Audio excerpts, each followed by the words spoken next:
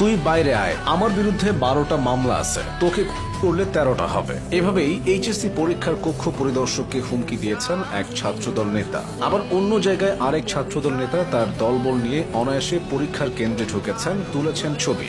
ঘটনাগুলো 2025 সালের 26 June HSC পরীক্ষার প্রথম দিনের। শিক্ষককে হুমকি দেওয়া ছাত্রদল নেতার নাম ফিরোজ আহমেদ শাকিল। তার বাড়ি বগুড়ার নন্দীগ্রাম উপজেলায়। শাকিল এবার এইচএসসি পরীক্ষার্থী। তার কেন্দ্র পড়েছে নন্দীগ্রাম সরকারি মহিলা কলেজে। 26 জুন বেলা 10টায় বাংলা প্রথম পত্রের 30 মিনিটের এমসিকিউ পরীক্ষা শুরু হয়। 10:30টায় সব পরীক্ষার্থী খাতা জমা দেন, কিন্তু কক্ষ পরিদর্শক শাকিলের কাছে খাতা চাইলে তিনি তা দিতে অস্বীকৃতি জানান। পরবর্তীতে শাকিল নিজেকে নন্দীগ্রাম উপজেলা বিএনপির সাধারণ সম্পাদক বেলায়েত হোসেন আদরের ভাগিনা এবং মনসুর হোসেন ডিগ্রি কলেজ ছাত্রদলের সভাপতি পরিচয় দিয়ে হুমকি ধামকি দেন। এদিকে নোয়াখালীর সেনবাগ উপজেলায় প্রথম দিনের এইচএসসি পরীক্ষা শুরুর আগে দলবল নিয়ে সরাসরি হলের ভেতরে ঢুকে পড়েন সেনবাগ উপজেলা ছাত্রদলের আহ্বায়ক মোহাম্মদ সানাউল্লাহ। অথচ শিক্ষার্থী ব্যতীত অন্য কারো পরীক্ষা কেন্দ্রে ঢোকার অনুমতি নেই।